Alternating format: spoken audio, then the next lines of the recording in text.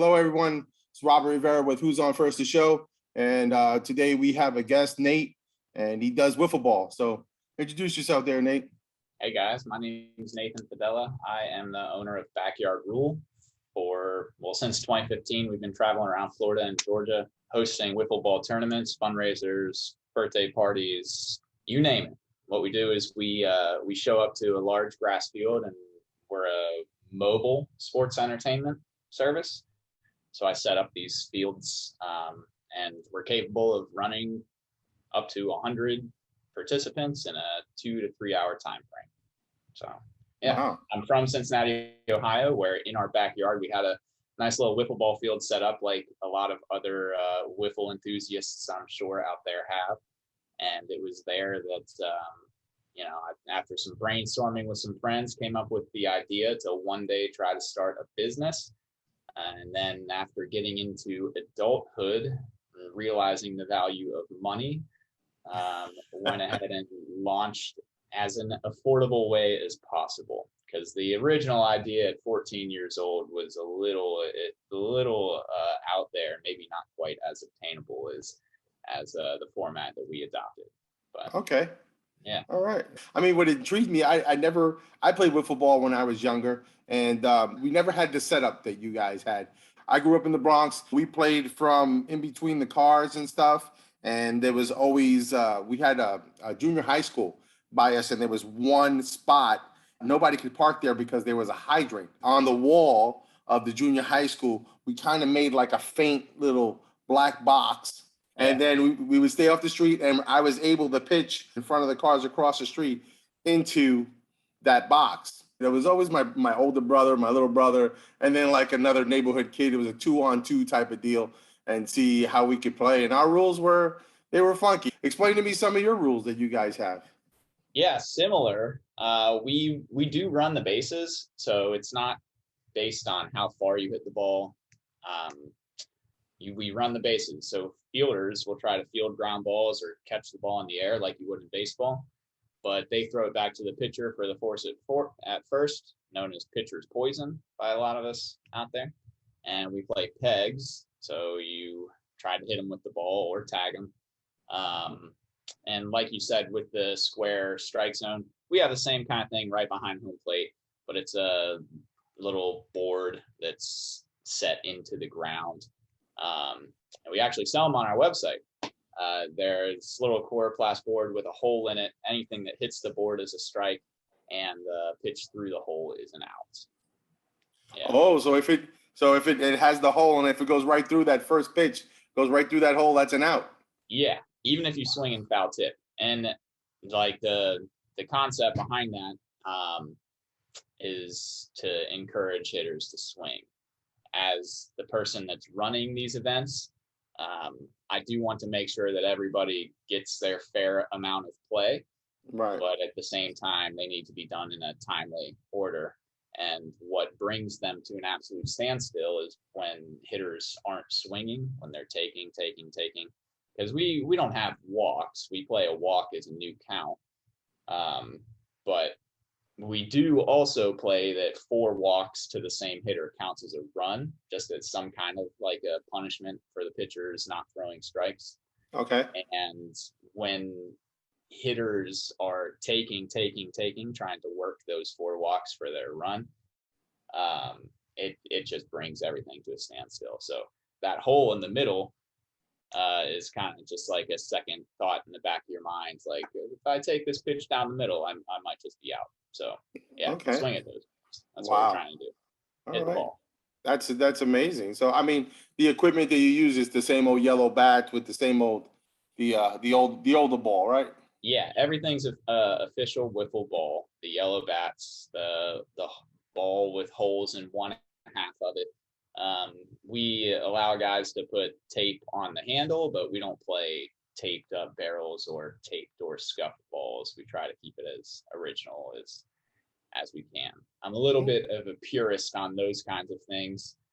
I have been offered by venues that are indoors or turf to come play there, but nothing beats like a nice grass field on on a Friday night to me. So that's usually where we stick to. Okay.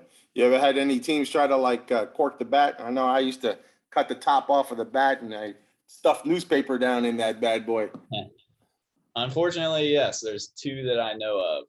It wasn't with newspaper. The first time that I found out about it, it was with the insulation spray, the foam that The foam. people will spray and it expands. So what Right. they did was like they tripled up on the length of this straw and threaded it through the hole in the bottom of the bat, which is actually like a brilliant idea. I never thought of it. And they sprayed that and filled up the whole bat. And the problem was that I only found out about it toward, midway through a tournament after the team who brought the bat had played a bunch of other teams who were using regular bats. And it was a big mess trying to sort that out. Another time, a team had cut off a handle and put like a wooden rod in a bat, which was way more obvious because it was a lot more heavy than the other bats. It's definitely frowned upon. I think it's downright embarrassing if you don't think you're good enough on your own to win, to try to do stuff like that. Yeah, those fences aren't very far. How far are the fences? They're 75 down the lines, 90 center, and evenly spaced out in the gaps. So Okay. depending on the wind direction, it's either easy to hit a home run or very difficult. If the wind is blowing out, like your grandma could hit the ball out. If the wind is blowing in, that's when teams have to get a little creative on the bases and manufacture runs. If there's no wind, I think the dimensions play out pretty well for, if you get a hold of one, it's gonna go. But you do have to earn it a little bit. Okay. All right. Yeah. Those are actually I like those days. The wind in. A little secret. Everyone gives me so upset with me every time, but I intentionally try to set up with the wind blowing in. Even 2, 3, 5 mile per hour winds will make a huge difference on a light plastic ball like that. And I do it not so the hitters can't hit home runs. I do it so the wind is behind the pitcher throwing the ball. Okay. So it makes it a little easier to throw strikes because we do play slow pitch. We don't play fast pitch. And having to throw at a slow speed into the wind is pretty difficult. Okay. I mean, keep events up, which I'm all about. Speed. Right. Anybody ever like take that ball and make it really like hook? Have you seen? Oh yeah, man. Oh yeah. There's some nasty pitchers out there. Anybody can get the ball to move. It's a wiffle ball. It's gonna dance around. But the guys that understand what it's gonna do and who throw like that first pitch strike, those are the pitchers that are effective. If you're not throwing strikes, you're not gonna do well. But when the hitter steps into the box and you pop the zone like on your first pitch, that hitter is definitely thinking, okay, I better be ready to hit the ball because this guy can throw a little bit. For those guys that are watching, those kids that are watching, wiffle ball, I used to do it like up here.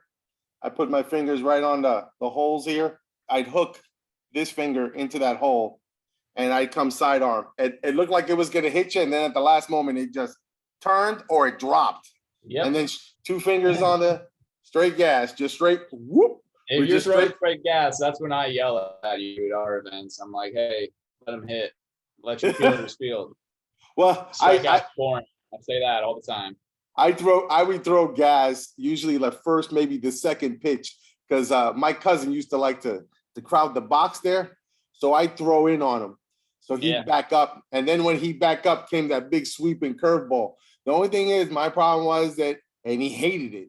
He didn't know because the pitch on the side could either be going up or it could be going down because my riser and my curveball came out of the same side on the spot. The fastball he knew was coming because it was straight over my head. It was a straight whip. So you could tell, but he hated that little curveball. He hated that little riser ball. My like go-to first pitch is just a regular curveball. I just throw it with my index finger on the holes. It'll start at a right-handed hitter's shoulder and break into the zone. And I just I don't turn my wrist or anything. I just try and throw it nice and easy with good backspin so those holes are staying upright. And if you throw it right, the ball will cut that way.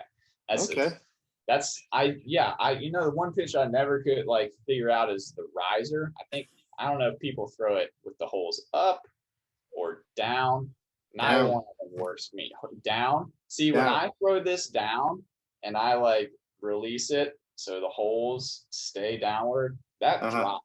That's a drop for me. Really? I don't know why, but that pitch drops for me. If I'm gonna get the ball to rise at all, it's gonna be with the holes facing. I was going that way. Okay. Yeah. All right. Hey man, everybody's got their own little style, man. It's just the way it works. But Nate, where does your love for baseball come from? I played all my life. I started playing t-ball when I was 5 years old. Played all through high school and played 4 years of college ball down here at Flagler in St. Augustine, Florida. So it's actually I think it what I majored in helped me out with this business. I was an art major, which was like very bizarre for an athlete, was to be going to like painting and drawing and graphic design classes. Everyone was business or sports management. And of course, like all I heard was, oh, what kind of job are you going to get with an art major? Blah, blah, blah. But it actually paired well for launching a business, having a little bit of a background in graphic design and concepts. And honestly, the most valuable thing that I took from that education was probably public speaking, getting up in front of people and explaining what we're doing, why I'm doing it this way, the concept. That's helped me out with starting events, going over the rules, and also, the occasional pitch or sales call that I get to a group of people. I have a buddy of mine that was an art major also, and he went to Pratt in New York. He has nothing to do with art now. What he does is he moves it. He's a moving manager for an art company. And I'm like, you use your art? He goes, hey, you got to know how to box them. If there's a special paper that you need, a film that you have to put over. Yeah, they matter. It matters, and that's degree. That's my background. That degree helped him in the moving business. So many people that majored in it that do anything art related, but most people that I've spoken to were more happy to major in. And to be honest, like I also don't know many sports management majors that are in sports. So I don't think that what you major in is going to have a huge impact in the long run, but some people do have like their sights set on a certain path. I did not.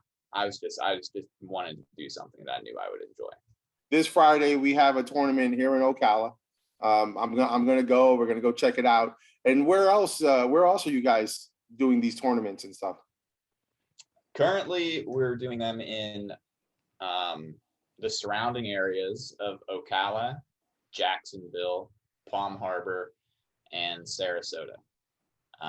We have been to, and we will get back to, Miami, Fort Myers, Port St. Lucie, Orlando, Tallahassee, Pensacola. We've been several cities. Currently, like our circuit route, Jacksonville, Ocala, Palm Harbor, and Sarasota.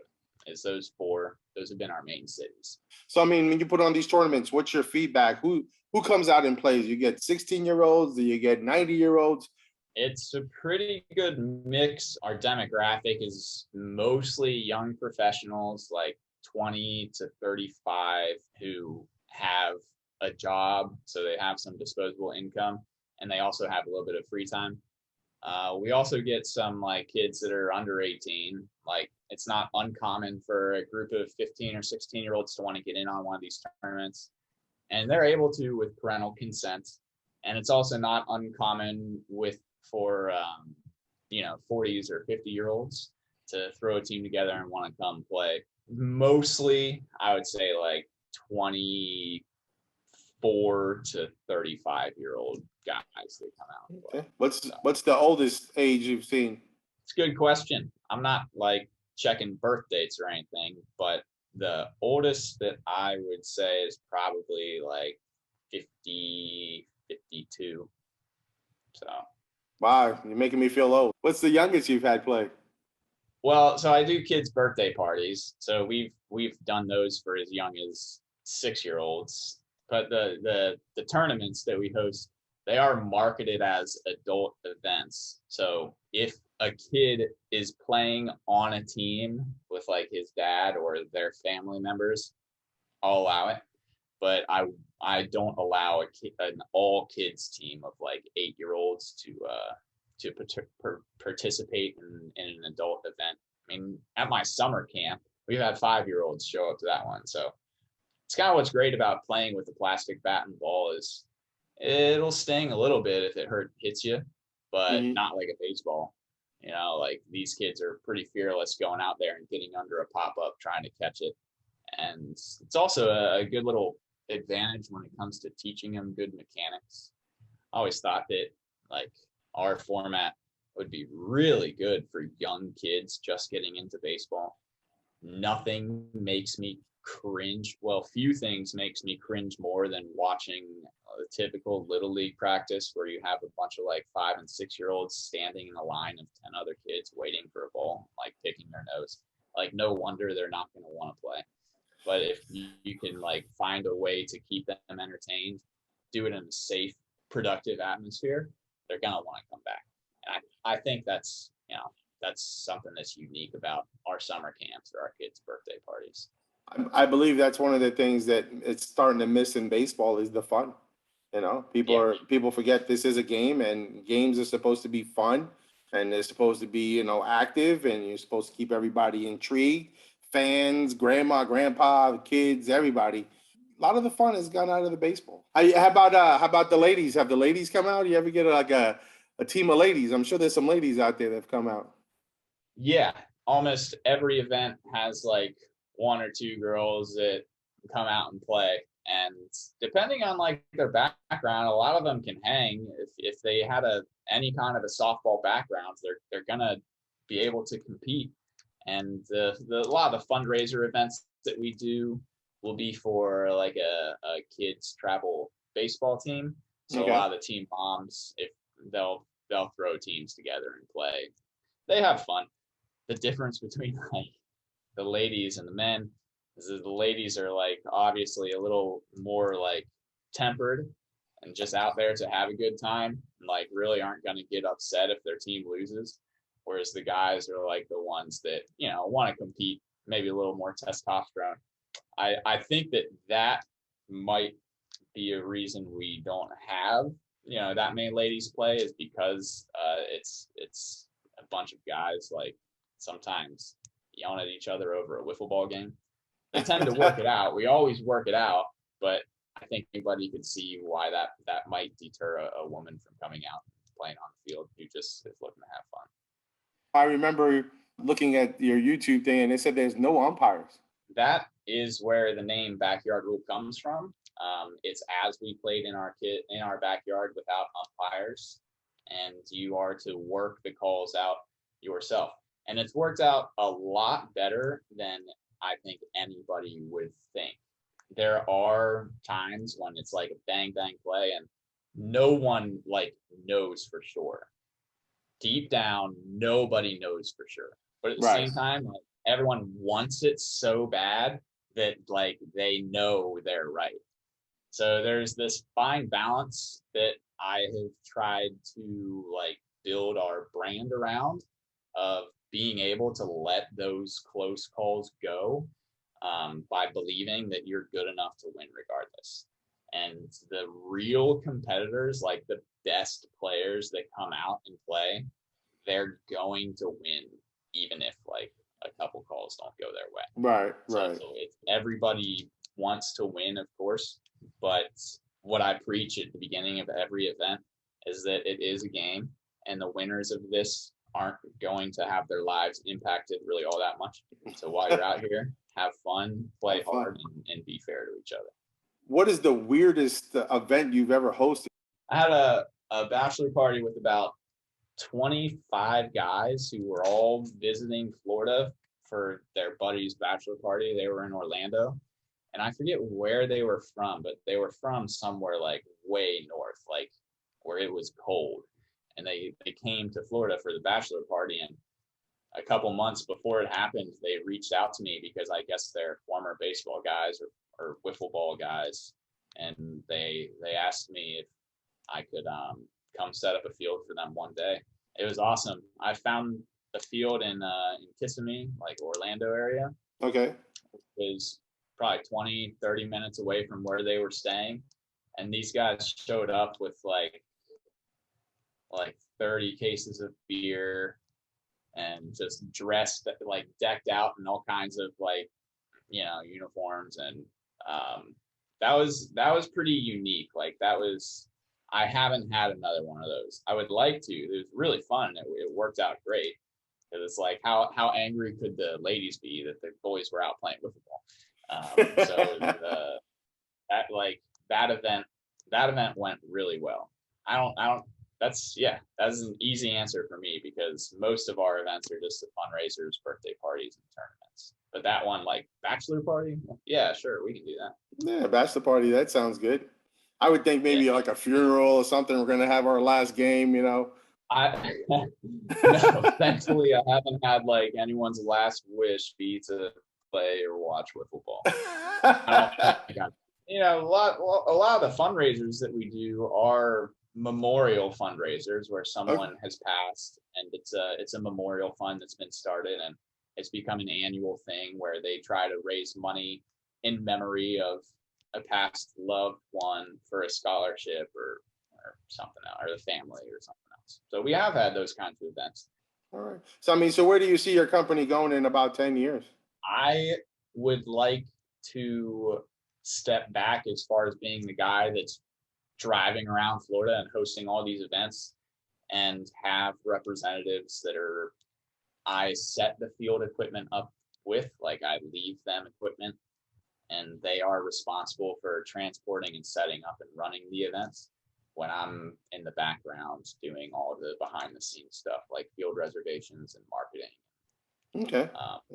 That's actually what is going to be happening in Ocala this Friday. Is I'll have an Ocala representative running this one, so you will meet him. His name is David. All right. So if somebody wants to reach out to you, they want to start a wiffle ball league, or they want to do a tournament or something, how would somebody get in touch with you, Nate? Visit our website, backyardrule.com. My email is on there. There's all kinds of submission forms. Just let me know what you're looking to do, and I'll reply to you as quickly as possible. I probably won't reply to you if you're just looking for all of my information and like field setup and dimensions for your own game. But if you're looking to either partner with us or host an event with us, or see what it would be like for me to set you up to be able to run these events, that's something that I would definitely be interested in talking about. So that'd be something like a franchise type of deal. Correct. Okay. Yeah. And we also we sell field kits, strike zones. If you've played in a past event, we always have a GoPro out there, so we document all the highlights. And if you want a specific highlight, we get that stuff to you also. Okay. All right. How much was a team for this Friday? It's $150 for 4 to 5 players per team. You got 5 players on a team, it's $30 a guy. And if you're a single person, you have nobody else to play with, you want to come out and play? Single player looking to be added to a team, it's $40 per player. Okay. That sounds interesting. It's amazing. But how many? What's like the farthest person you've ever met? Anybody come and play in a tournament from like a different country or something? I haven't had somebody travel like from a different country to come play in one of these. Honestly, if they told me they were going to, I'd tell them not to, because these events are they're hit or miss depending on weather and our turnout. Okay. I have had people from Canada and Europe email me wondering what rules we play and how they can start up in their area. And the strike zones that we sell, I have shipped those as far as Canada and all around the U.S., California, Texas. Like it's kind of cool seeing those orders come in and shipping them out to a state, hundreds, thousands of miles away sometimes. Okay, so let me get one of your fondest moments. Not one stands out, but just we touched on the backyard rule and the no umpires. Anytime that I just see a really good display of sportsmanship or like built up camaraderie between guys who didn't know each other and then started playing in these events and became friends. That's what I'm probably most proud of, and like makes me um, I wouldn't say it's one memory, but when that happens, I'm definitely quite fond of it. Yeah, it's nice when you see somebody down and stuff, and you're able to pick them up. The Yeah. one that pulls my heartstrings was a softball game where the girl had hit a home run as she was rounding first. She popped her Achilles, Oh, and the other team actually picked her up and walked her around the bases because wow. if her own team was to help her, then she can be called out. You be So the called other out. team actually picked her up and touched second, touched third, touched home plate, and then her Yeah. team came and got her. And I was just like, wow, that is one of the ultimate things that I've seen as far, I mean, competitor, she got the shot, she hit the home run, she hit the blast. There's nothing you can do about that. But to say, hey, she beat us and pick her up and help her out. Kind of what we're about. And I think you probably see that more with girls than guys. Yeah, yeah, I've yeah. coached girls softball and I've coached guys baseball, and Nah, I I've think girls are a little more lighthearted to that kind of thing. I think guys be like, you limp your ass around the bases. I mean, you played college ball, so what position did you play? What were your? I joined the team as an infielder, but I ended up being a utility guy. I played a little bit everywhere. I played short, third, second, left, right. I even caught a little bit. Okay, So, still got friends from college that you still talk to? oh yeah, oh yeah, What do they think about the wiffle ball? yeah. I've had a couple teammates come and play. They like it. Of course, they're supportive of me. Every time I see somebody, they ask me how it's going. Support that I've received from former teammates. They might ask me to come out for a fundraiser event with their team. It's way better than just one guy coming. They're bringing like 50 people to play at those ones. It sounds like fun. I can't wait to go Friday and take some video and see these guys playing. Once again, if somebody wants to reach out to you, how do they get to you, Nate? Visit backyardrule.com. Backyard like behind your house, rule like a rule book. Backyardrule.com. On all my info is in there. You can follow us at Backyard Rule on Instagram. TikTok, we have like 50,000 followers on TikTok. We blew Okay, up on TikTok. TikTok's the monster, huh? All Yeah. right. Well, thanks for being on the show. I appreciate it. I'm sure this is going to be really intriguing come Friday. I'm dying to actually go and maybe take a swing or so myself. Yeah, man. I appreciate you having me on, Robert, and Yeah, I can't wait to hear what you think about Friday. absolutely, absolutely. Well, everybody, thanks to Nate. We're gonna have a good time. Stick around. We're gonna add some video to this. Add some video to this. We're gonna add some video. We're gonna add some video.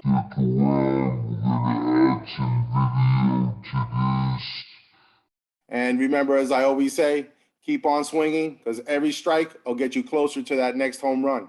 Thanks. Amen to that. If you like the show, please do me a favor. Subscribe. Right.